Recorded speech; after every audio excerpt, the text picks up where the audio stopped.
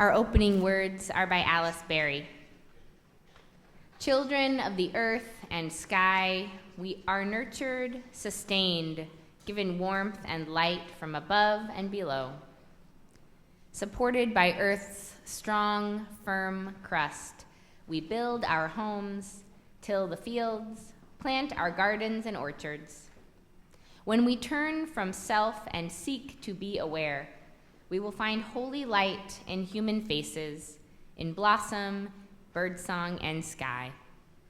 Then earth is truly our home, and we are one with all earth's creatures, parents of earth's children yet to be. And as a note, last year was the 100th anniversary of the original flower ceremony created by Unitarian minister Norbert Čapek, which you may recall us talking about last year. He created it for his congregation in what was then Czechoslovakia. Elements of today's service are taken from the document The Flower Communion, a service of celebration for religious liberals by Reginald Zatoli. And so we light our chalice in honor of the beauty of the earth, with gratitude and respect for the web of existence of which we are a part. May we learn to live in right relationship with all beings, including our fellow humans, celebrating one another as the gift that we are, singular, beautiful flowers in the common field of our humanity and the common field we share with all other creatures on earth.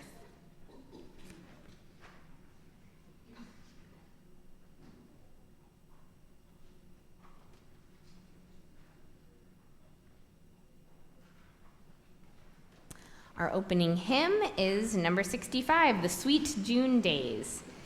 So please rise in body or in spirit to join in singing.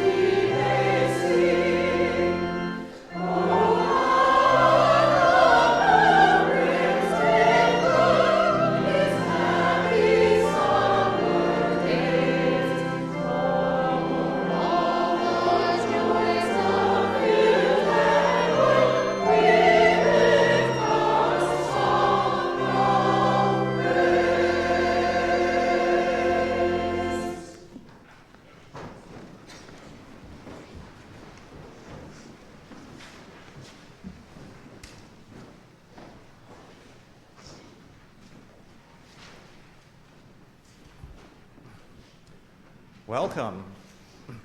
Good morning, choir. Welcome to First Parish in Bedford, a Unitarian Universalist congregation where we come together every week as people with diverse beliefs and a shared commitment to bring more love, peace, and justice into the world. Whoever you are, whomever you love, whether you worship one God, many gods, or no God, you are welcome here. Happy Pride Weekend to you all. Woo! Like that. I hope all people, whoever and wherever they be, but especially our LGBTQ plus friends and neighbors and parents and children and grandchildren and siblings and nibblings and selves, are feeling their beauty and worth today. You are a blessing and a gift. I want to say a special welcome to our visitors today, especially also on Zoom and here in the sanctuary. You are invited in the sanctuary to fill out a blue connection card, which you will find in the back of your pew. You can give that to one of the ushers during the offering, and we will add you to our mailing list. Out in Zoom, we'll put a link in the chat. You can fill out a virtual connection card. Parents and caregivers of little ones, there is a nursery available downstairs for your convenience, but we are always super happy to have our littlest UUs here in the sanctuary as well. After the service, there will be coffee and tea and fellowship in the common room. There's also a quieter space upstairs in room 201 for people who want to gather together more quietly, and there are coffee and snacks in that room as well. So, a few announcements. There's a lot going on today. Immediately after the service, you are invited to assist our lay pastoral care team in turning some of these beautiful flowers you see in the sanctuary into bouquets that we will deliver to some of our members who aren't able to be with us here in the sanctuary every Sunday. Some of you have already signed up to do this. Everyone is welcome to jump in and join in. This is in the common room. While you are in the common room, you will also notice a lost and found table. It is piled high with all of your many, many things that we have gathered over the year. This is your last call to come and retrieve your things before they make their way off to Goodwill or wherever it is. At noon today, we will have our annual meeting here in the sanctuary where we will elect new board members and hear end-of-year reports and vote on the budget and all of the other exciting things that are democracy in action. We need you to make it happen. We need your wisdom. We need your enthusiasm. But above all, we need a quorum. So please plan to attend. And for all of you heroic and hardy souls who will be staying for the meeting, we have not forgotten about feeding you. There will be bagels in the common room, so you can grab a bite before the meeting. And so that our amazing coffee hour volunteers can also be at the meeting, we're going to try and wrap up coffee hour just a little early today and transition back to the sanctuary. And there's still more. At 2 p.m. after the meeting, join us on the Common for Bedford Pride. We will have a table. There will be face painting and crafts and Skittles. We will be offering glitter blessings to the community and many other things. So come stop by. It's going to be amazing. And I want to tell you about a couple other services that are coming up in June. Next Sunday at 10:30 a.m., we'll be having a Juneteenth observance outside on the steps of the church. That is 10:30 a.m. next Sunday. And then on the 23rd, we'll be screening the General Assembly Sunday morning service here at our usual time, 10 a.m. in the common room. Finally, last announcement. This coming Friday, June 14th at 6 p.m. Here in the sanctuary, we're going to be having a special information session about how people can host refugees who are in need of temporary housing in their homes. There will be a lot of information. There will be real stories of people who have organized clusters of families to share the load in doing this. And there's a huge need right now for emergency temporary housing. So if you think that you could be a part of the solution, this forum is for you. So that is this Friday at 6 p.m.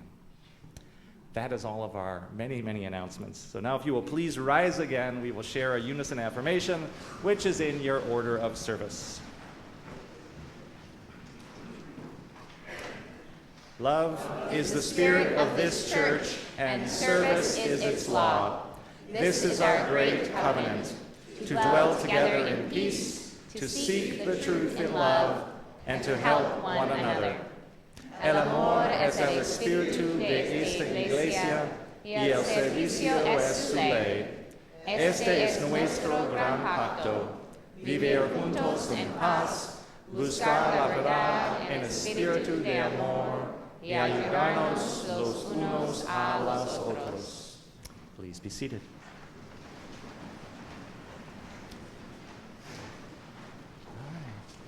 Our story today is called The Story of the Broken Water Pot, and it is adapted from the UUA's Tapestry of Faith collection by Betsy Hill Williams.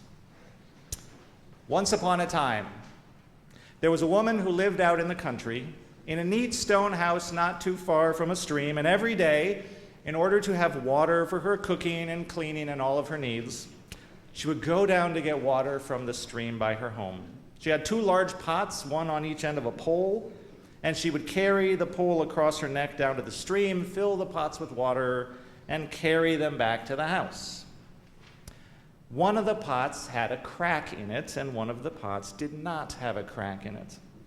And the pot without a crack always delivered a full portion of water at the end of the walk from the stream all the way back to the house. But the cracked pot only arrived half full because so much water had leaked out. There was nothing pointed about that.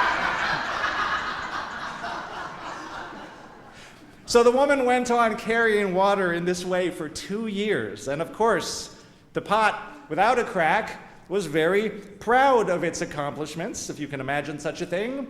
I am a perfect water pot, it would think to itself in satisfaction.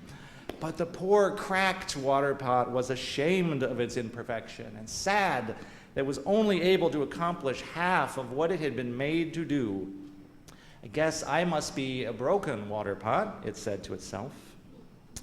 And after 2 years of thinking itself to be a failure, one day the cracked water pot spoke to the woman by the stream. I'm so sorry, said the pot. All of these years that I've not served you well, I feel ashamed. Whatever for, said the woman. What are you ashamed for? Well, said the cracked water pot, every day you walk to the stream to get water, and every day you fill me up, and every day because I have this crack, half the water spills out before you even get home, and I am afraid I am not a very good water pot at all. Ah, said the woman, smiling, let me show you something. And she began to walk back to the house, and as she walked, she said, every day I go to the stream and I fill you with water, and every day as I walk back along the path, water is dribbling out of your crack, and it waters the ground on your side of the path. Now look at the ground on both sides of the path and tell me what you see. And so the pot looked. And on the side of the path where the perfect water pot was, the ground was dusty and brown because no water had touched it. But on the side of the path where the cracked water pot was, the earth was green because the water had been spilling out and watering it. And peeking out of the ground just in time for spring, the pot saw a row of beautiful flowers. There were white daisies and red snapdragons and purple violets and golden daffodils. You see, said the woman, because of the crack that you thought was a flaw, there are beautiful flowers along the path for me to look at every day. Sometimes I pick them and bring them into my house to remind me of all the beauty in the world. You were a very good water pot indeed, in your own unique way. And the little pot was happy, and every day from then on, when they went to get water, he greeted the bright flowers on the path that he had helped make, sprinkled some water their way. The flowers were also happy, and from that one side of the path over time, they grew and spread themselves out to decorate the entire countryside. People from near and far would bring them inside their homes in good times and bad to remind them that the world was beautiful indeed. That is the story of the cracked water pot, which turns out was not so broken after all. Thank you for sharing our story today.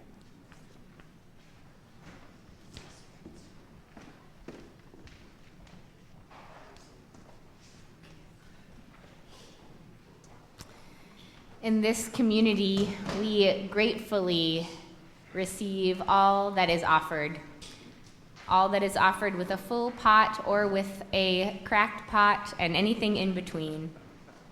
All of your gifts are deeply appreciated, and that includes, of course, the giving of the offering.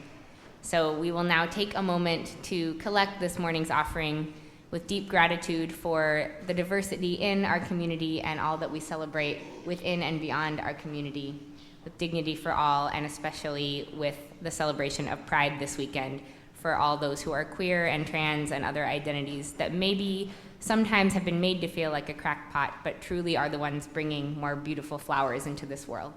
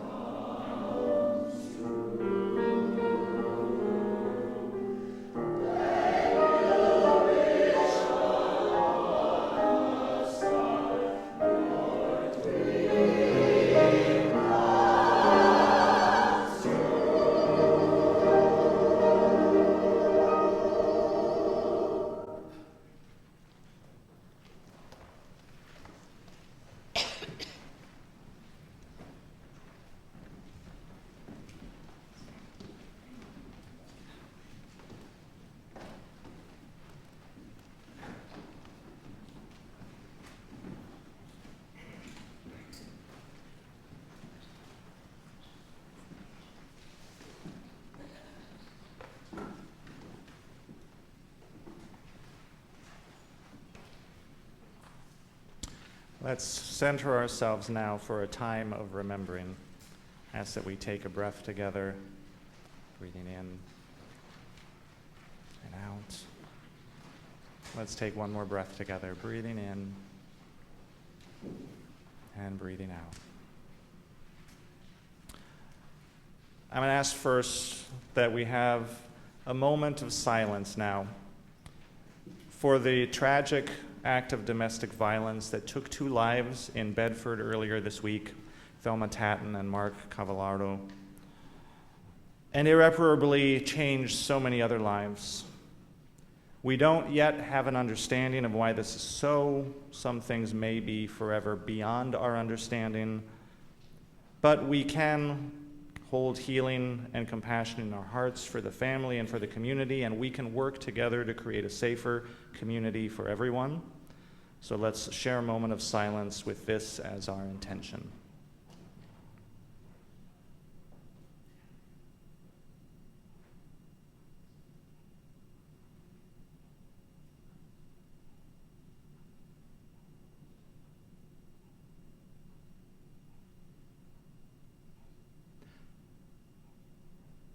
This is a moment that we always have in this last service of the regular church year, a circle of life, where we acknowledge some of the milestone moments of the church year, and in particular in which we remember the people who are no longer with us. But I want to start off with a great joy. This year we celebrated the wedding of Rich Suval and Ellen Shiner right here in our sanctuary.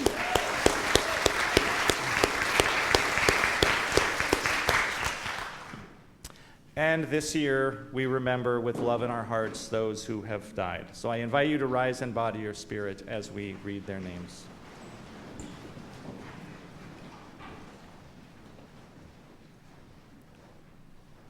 Paul Albrecht, Nancy Forrest, Sing Hansen, Libby Herzog, Wilma Johnson, Rich Rizumny, Ali Sadajpour, Grace Sturgis. We honor them and keep them alive in our hearts and in our memories and in the spirit of this community. And we send love and compassion to all who are grieving and to anyone who is feeling the absence of their loved ones this morning. I would also ask you to hold in your heart today Jen Poole and her mother Waltraud this morning. Jen is with her mother as she enters her final days. Let us send them love and hold a wish for peace and healing for all members of our community in our hearts. Amen. Amen, and you may be seated.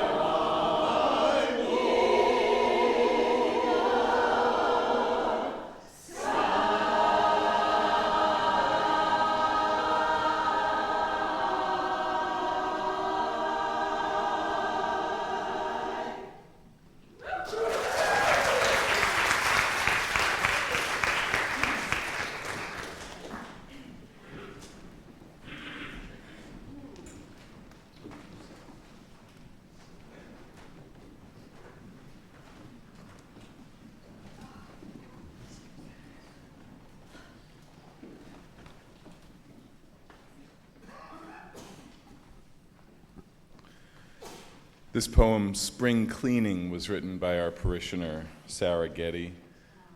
It's been our tradition to read it well before singing the Sweet June Days and Another Year, but here it is nonetheless. Open the house. Let the sun roar in and corner the huddling dust. Let the March wind tear down cobwebs, sweep out crayon and cookie crumbs, Christmas needles, smells of vapor rub and smoke. In the brisk new daylight, get things straight. Clean the hall closet. Organize your desk. Go through your wardrobe, your game plan, your old loves. Sort, evaluate, throw things away. Remove the victims of winter's grudge, littering the yard like a battlefield. Haul away the big black branch that's lurked there like a beached squid since January. Lop off its limbs and stack them.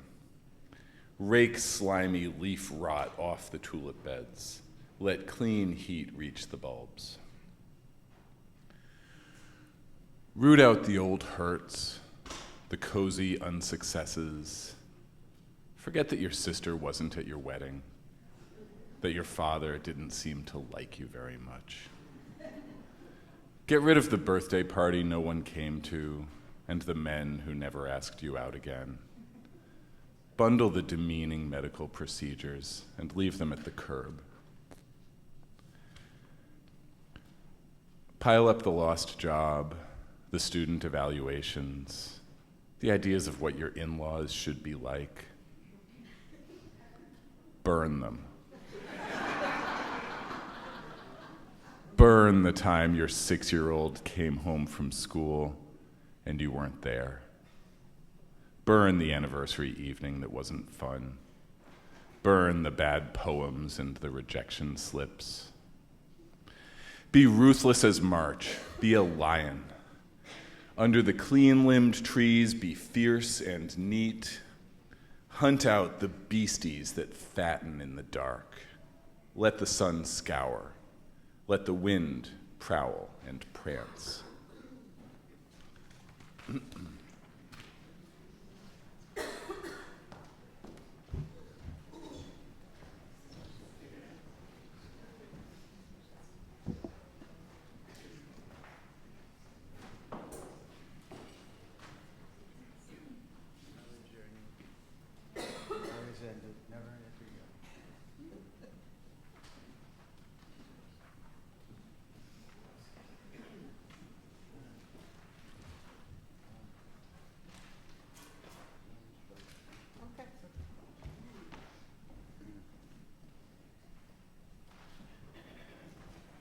Another First Parish tradition of long standing is Dean Groves' song, Another Year. He wrote this back in 1987 for his wedding, right? Nope. What? Tell them when you wrote it. It was before 1987. I copyrighted it in 1987, but it was written in the mid-70s, originally as a toast for a friend's birthday. And I really wanted to say to this community, I am so eternally grateful for being able to find my true voice and my true calling here. And one time, along with my mother and sister, I performed this at some function or other. I'm one of the ones who's been here forever. I was in the junior choir. That was the only other choir when I was a little tad. And finally came back here, and somehow this song showed up, and somehow it took root. And again, I'm so thankful and grateful for you all for giving it a loving home. And I'll give you a cue when to sing, and you can remain seated.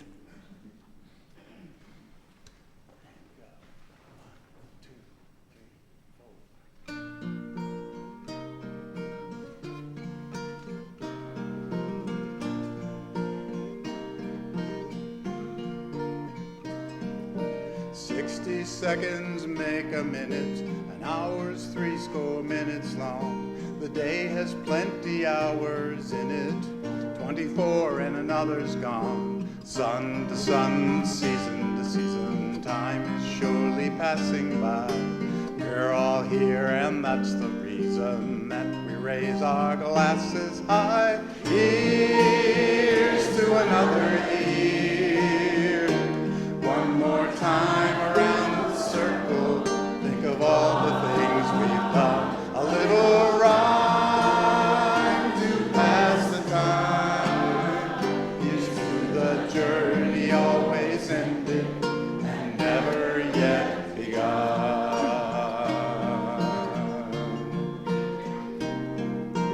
I've seen some years come and go now in my time upon this earth. I've had time to watch the show now, time to ponder what it's worth. Is this day so very special, or is it how we set our sights? May all your days and years to come be just like this one, warm and bright. Here's to another year. One more time around the circle, think of all the things we've done. A little rhyme to pass the time. Here's to the journey always ended and never yet begun. Here's to another year. One more time around the circle, think of all the things we've done. A little rhyme just to pass the time. Here's to the journey always ended and never yet begun.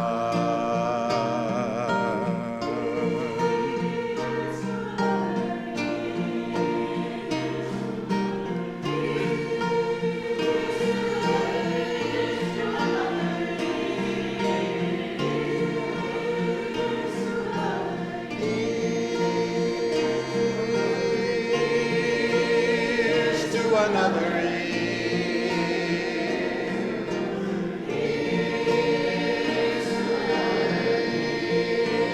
Here's to another year.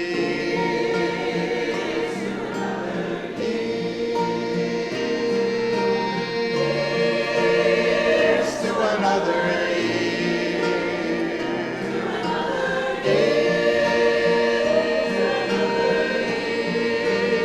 Here's to another year.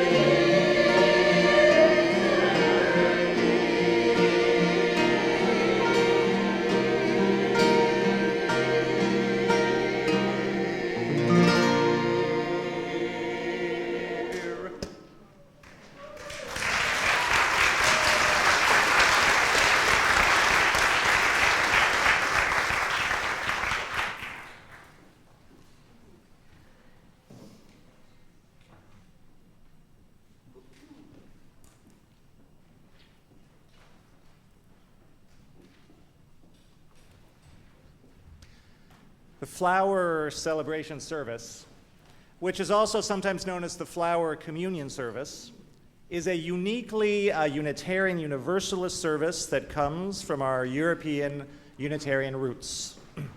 The flower celebration began in Czechoslovakia, what was then Czechoslovakia. It was created by the Reverend Norbert Čapek, who founded the Unitarian Church in Prague in the early 1900s. And he created the flower communion in 1923 as a simple, symbolic ritual to bring these occasionally fractious members of his congregation a little more closely together.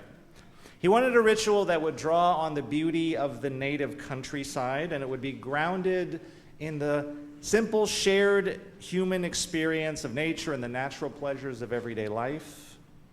What is more simple, more human, he thought, than stopping to enjoy the flowers? And he wanted his congregants to come to view each other as gifts to be cherished in the same way that a flower is cherished. And so the flowers and the ceremonies symbolize our individual contributions to the life of the church. Just as no two flowers are alike, no two people are alike, yet each has a contribution to make to the whole, right? Constructing a bouquet. And Chopik wanted his congregants to see the beauty in each other. And so in the original flower celebration, Chopik asked each congregant to bring a flower with them to church, as many of you have done today, either from their own garden or picked wild or however that is. The flowers were gathered together, representing the richness of community. And then at the end of the service, each congregant would take a different flower home than the one they arrived with, reminding them of how we all benefit from the gift of one another. And the flower celebration became a beloved yearly tradition in Chopik's church. It was then brought to the United States in 1940 and introduced to the members of a UU church in Cambridge, Massachusetts, by Dr. Chopik's wife, Maya. From there, it spread throughout the denomination, as ideas tend to do within this tradition, just sort of organically. People saw it, people loved it, people passed it on. The tradition of lighting a chalice arose in the same way and is roughly from sort of the same period. And today, the flower celebration is celebrated in the spring or early summer in UU congregations all across the country. So today, we invited you all to bring flowers to church. As you entered the sanctuary, you put your flowers in one of the vases. We mixed them all up together. Together, we form a beautiful bouquet. Our common bouquet would not be the same without the addition of each individual flower, and so it is with this community. And that is the intention of the original flower celebration service, that we celebrate one another as a gift. But I do want to go just a little bit deeper in thinking about flowers. And so for those of you who enjoy fact-checking the minister, you might want to get your smartphones out now, because I am not a botanist or a biologist or an expert on flowers in any way. But this is my understanding of the history of flowers. The world itself is about 4.5 billion years old, give or take. Life appeared on Earth about 2 billion years ago. Plants have been around for a mere 400 million years of that time, and flowering plants have been around for just about 125 million years. So they are relative latecomers to the game of life. Up until 125 million years ago, there was no such thing as a flower. But boy, were flowers an idea whose time had come. Once flowering plants did appear on the life scene, they exploded in diversity all across the earth. Because flowering was a means by which plants could reproduce sexually instead of asexually, which creates more genetic diversity. And this gave flowers an evolutionary edge in competing with their non-flowering neighbors. And today, flowering plants, these Johnny-come-latelys, make up 90% of all plant species. 370,000 species of flowering plants. For us, this means the world is an absolute riot of flowers, which means our everyday experience of the world is saturated in vibrant color and complex form, in symmetry and surprise, in perfume and pollen. Sometimes a lot of pollen, as you all so well know, so much pollen. And none of this is for us. That's the part that blows my mind. It is all done for the benefit of the bees and the other pollinating insects whose fickle attention, the flowers, are all in this kind of evolutionary arms race to attract their attention, right? They're the social media geniuses of the biological world. And we are the sideways beneficiaries of this hyper-competitive marketplace between the flowers and the bees. And this is the part that I think is actually next level. So much so is the design of flowers not for us that some of it, in fact, is ordinarily invisible to us, right? Because insects and birds can see in the ultraviolet spectrum, and we cannot. So bees can see ultraviolet colors that we cannot, and as it happens, flowers are covered with ultraviolet markings that the bees and the other insects can see that we can't. So a flower that may appear as like a solid, plain white flower to us is in actuality maybe decorated with complex geometrical patterns of ultraviolet colors. The flower looks very different to the wasp. Some of those markings serve as like landing markers. They're like bullseyes, like land here. Some of them are like guiding strips that show the insect like this way to the pollen. You can Google ultraviolet flower photography if you want to see what flowers really look like if you had ultraviolet eyes to see. And so we are embedded in something that is so much larger than us, that is not about us, that is still revealing itself to us in layer upon layer, right? A world that is endlessly saturated in pattern and in surprise, and it's not for us, and yet we receive it as a gift. Flowers are just color and shape. Color and shape is just information about the world. We could take in that color and shape as information, as facts, but instead we feel these things, right? They stir our senses, they stir our soul, they delight us. We receive the beauty of the flowers like a free and mysterious gift of creation. And of course, we've cultivated that gift as well, right? We've learned to breed and shape the flowers in many pleasing ways. But every gardener knows what a true partnership this is. It's said no human ever grew a flower. We just create the conditions that encourage the flowers to grow. And so taken are we with this partnership that we have woven flowers into practically every meaningful moment of our lives, personal and public. The flowers are always with us, right?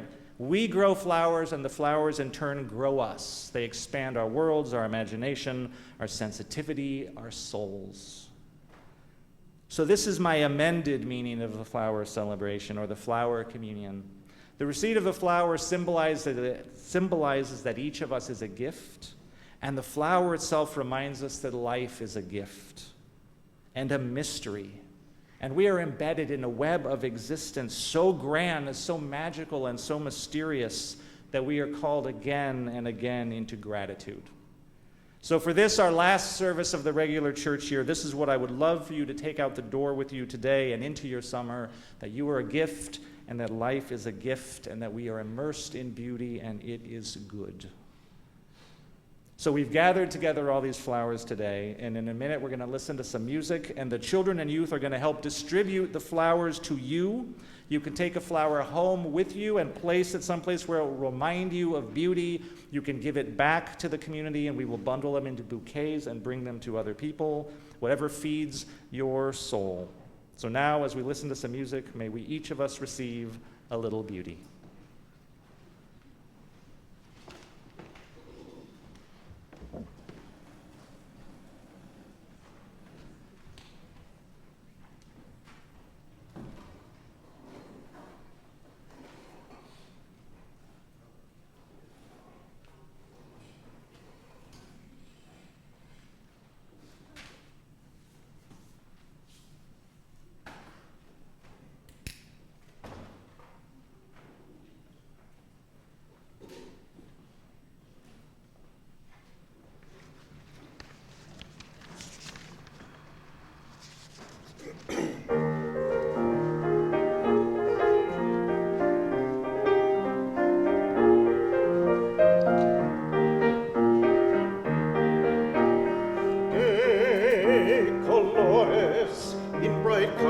The fields decorated are clothed now in spring. De colores, in bright colors the birds soon return and their happy song sing. De colores, in bright colors a rainbow of light spans the beautiful sky. Y por eso los grandes amores de muchos colores me gustan a mí. For our friends far and near come to be with us here and will color our lives once again. De colores, view the colors around when the sunlight awakens the day. De colores, view the colors inside us, the sun shines its glorious rays. De colores, view the colors it makes as a diamond, it lights up the sky. Y por eso los grandes amores en muchos colores me gustan a mí. For our friends far and near come to be with us here and will color our lives once again. De colores,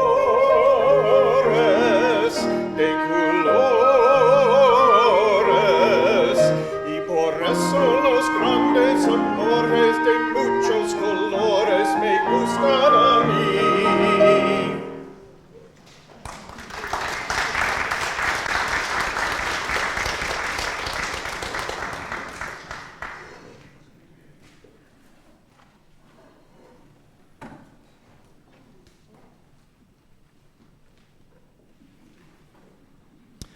right, I think we're still distributing some flowers, and I want to be sure the choir gets some. But as the flowers continue to be handed out, would you please now rise in our body or spirit and join in singing number 318, We Would Be One.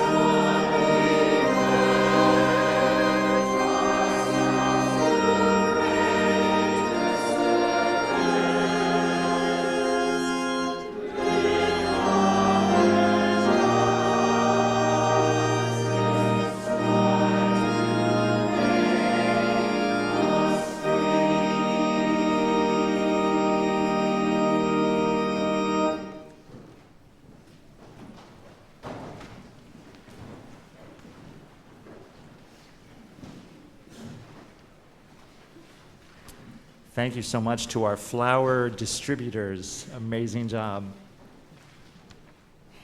Yes, and if anyone got missed, there are flowers to be had on your way out.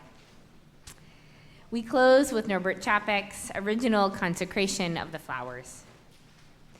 Infinite Spirit of life, may we accept thy blessing in the form of these flowers, messengers of fellowship and love.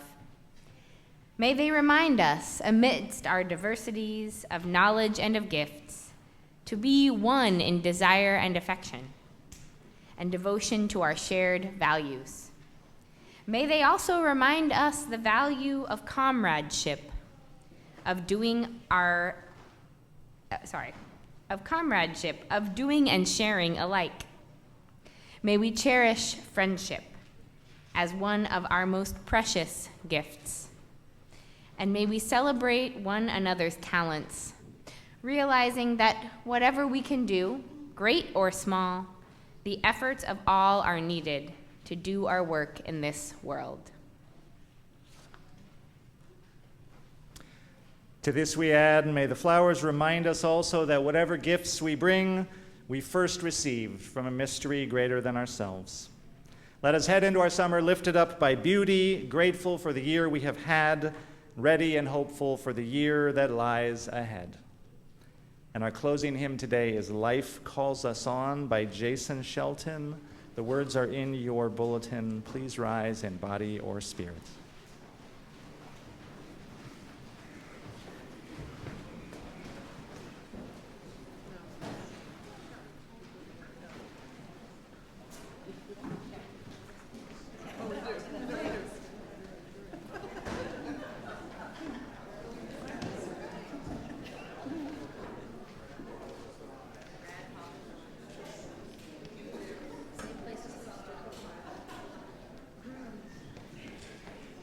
So just so you know, the choir's going to support you, but you just keep singing because they may not be singing with you all the time.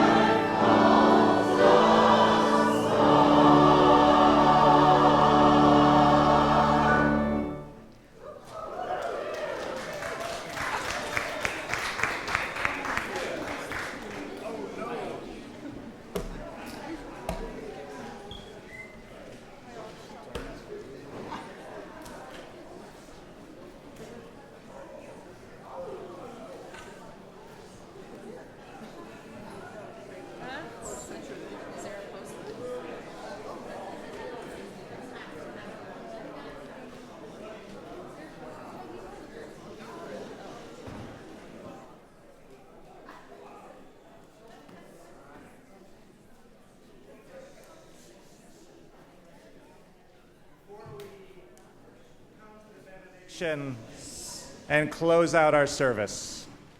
We would be remiss to end a celebration of beauty without thanking the many, many musicians and artists who give us so much beauty Sunday in and Sunday out all year long. So please give it up for the choir and all of the instrumentalists and singers and dancers and artists.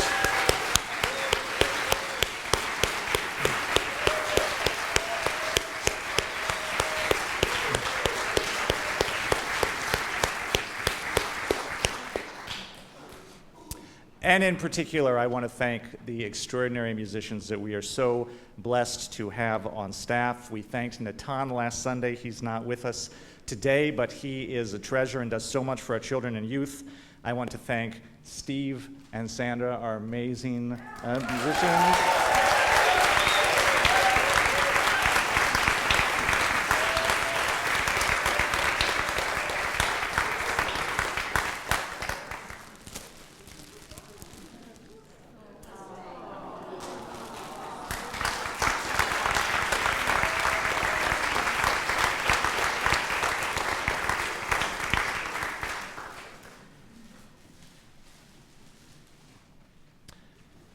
And of course, I want to thank our extraordinary, incomparable music director, Brad Connor.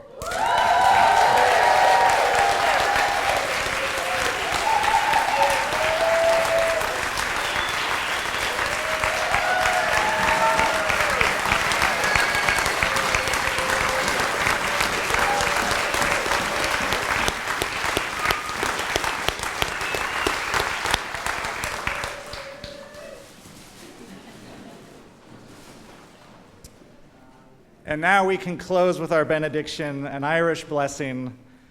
Deep peace of the running wave to you. Deep peace of the flowing air to you. Deep peace of the quiet earth to you. Deep peace of the shining stars to you. Deep peace of the gentle night to you. Go in beauty, go in peace.